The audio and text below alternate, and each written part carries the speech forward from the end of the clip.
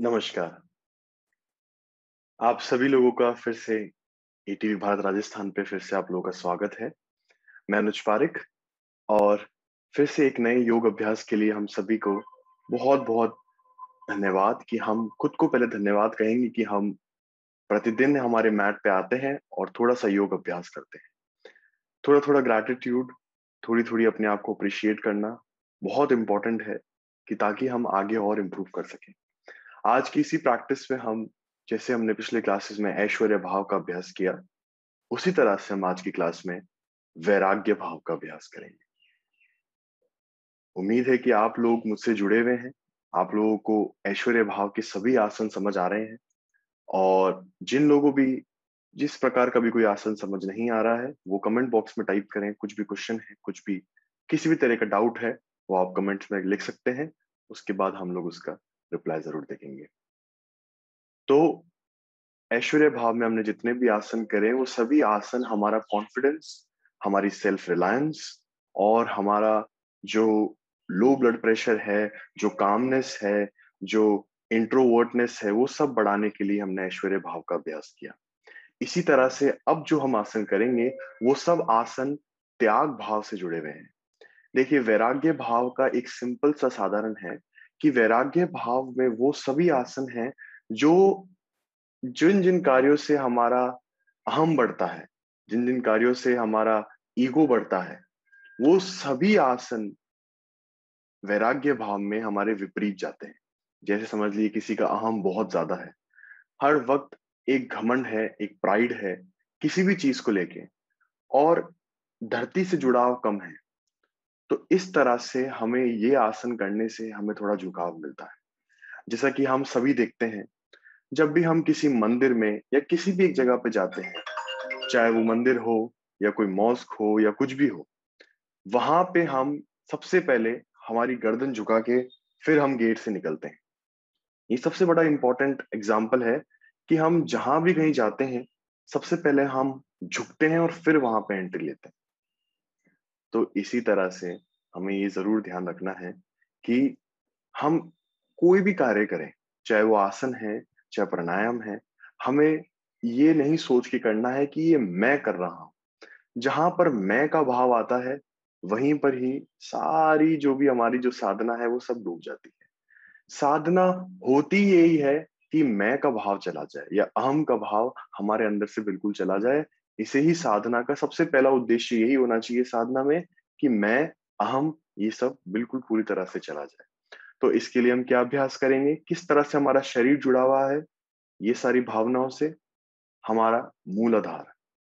देखिए, जब भी कोई कुत्ता या शव या कोई भी इंसान या कोई भी एक जानवर किसी भी चीज़ को पाने के लिए कोशिश करता है, तो वो यही कहता है कि ये मैं पाना चाहता हूँ या ये मेरी है, तो वो हो गया एक सर्वाइवल। हमें जीने के लिए हम उस तरह से कार्य करते हैं।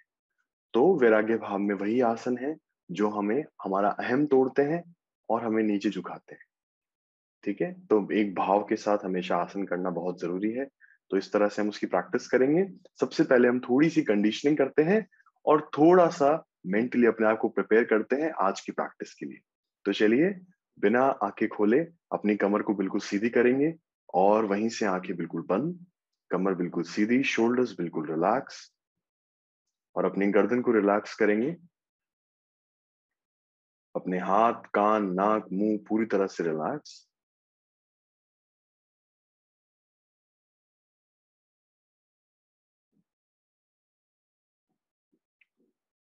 धीरे से वहाँ से अपने पेट को रिलैक्स करेंगे।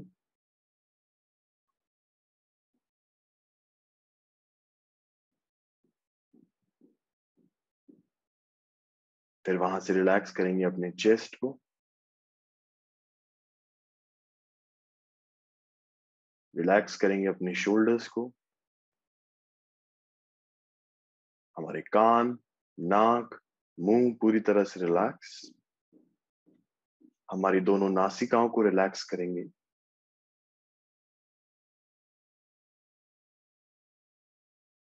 बिना आँख खोले हमारे दोनों हाथों को नमस्कार करेंगे आत्मांजलि मुद्रा में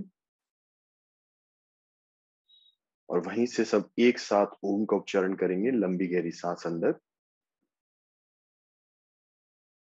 ओम।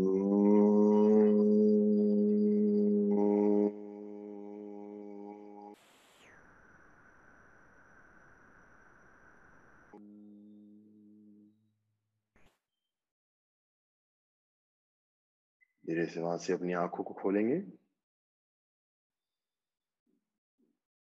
और प्रणाम। चलिए, सबसे पहले हम हमारी हिप ओपनिंग की सीरीज करेंगे, क्योंकि आज हम जो प्रैक्टिस करने वाले हैं उसका नाम है एक पाद राज कपोत आसन। तो जिन जिनको भी साइटिक प्रॉब्लम है, जिन लोगों को हिप रिलेटेड इश्यूज हैं, जिन लोगों का मूलाधार बहुत वीक है, जो सिर्फ अहम भाव में रहते हैं, उनके लिए आसन बहुत इंपॉर्टेंट है। सबसे पहले हम हमारे हिप को वार्म करेंगे। तो वहां से धीरे से अपने आसन पे बैठना है, कमर बिल्कुल सीधी रखेंगे और सबसे पहले अपने दोनों पांवों को इस तरह से सामने लेकर आना है। जब हमने दोनों पंजे सामने रखे तो हमारा सीधा पांव हमारे उल्टे थाई पे जाएगा इस तरह से, और जो लेफ्ट थाई है वो जाएगी नीचे इस तरह से। ठीक है। ध्यान रहे कि हमारा जो नीचे वाला पैर है वो सुखासन में नहीं है, इस तरह से कोई नहीं बैठेगा। ठीक है।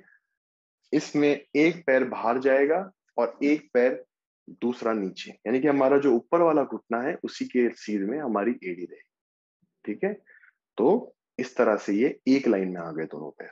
अब वहां से आने के बाद धीरे से नीचे वाला पैर थोड़ा सा और बाहर, दोनों हाथों को सामने लेंगे और धीरे धीरे अपने हाथों को आगे की तरफ लेके जाएंगे और अपने सर को, अपने फोरहेड को धीरे से जमीन की तरफ लेके जाना है। यहीं रुकेंगे, हम सांसों पे ध्यान देंगे। 10, 9, 8, 7, 6, 5, 4, 3, 2, 1। और धीरे से वहां से धीरे से ऊपर आएंगे,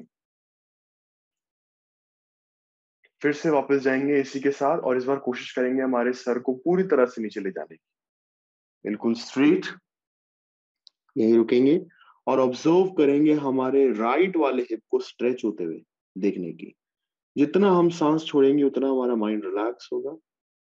5, 4, 3, 2 और 1। धीरे से ऊपर, दूसरे पांव से चेंज करेंगे वहां से, और धीरे से दोनों हाथ आगे की तरफ और फिर से पूरी तरह से नीचे।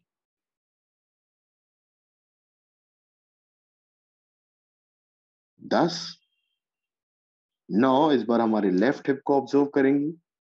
7, 6, 5, 4, 3, 2 और 1। धीरे से ऊपर और धीरे से नीचे। इस बार हम और नीचे जाने की कोशिश करेंगे। फिर से वन मोर राउंड, दोनों हाथ आगे, and allow your forehead to go down completely.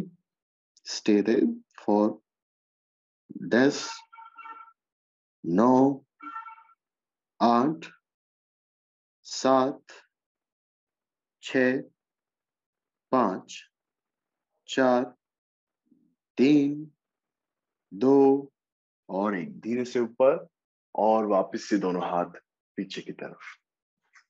दोनों पांवों को फिर से सुखासन में लेकर आएंगे। राज कपोत आसन करने से पहले आखिरी बार हमारे हिप को ओपन करेंगे। भद्रासन के अंदर हम ऑलमोस्ट डेली इसकी प्रैक्टिस कर रहे हैं, तो ये ओपन हो जाना चाहिए धीरे धीरे, और नहीं हो रहा है तो हमारे थाइस पे हल्का सा प्रेशर डालना है, या हम कह भी सकते हैं किसी को और को हमारी हेल्प करे इसको प्रेस करने में। धीरे से हमारी बैक स्ट्रेट रखेंगे और धीरे धीरे पूरी तरह से नीचे।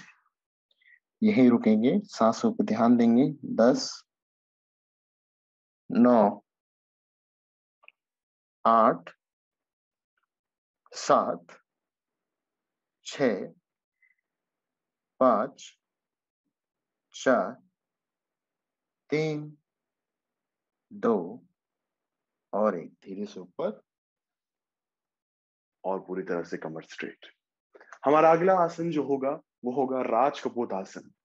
राज कपोत आसन के लिए अगर हम चाहें तो थोड़ा सा या तो पिलो, या ये किसी पास अगर योगा ब्रिक है, या फिर इस तरह का एक बोस्टर, हम कुछ भी यूज कर सकते हैं।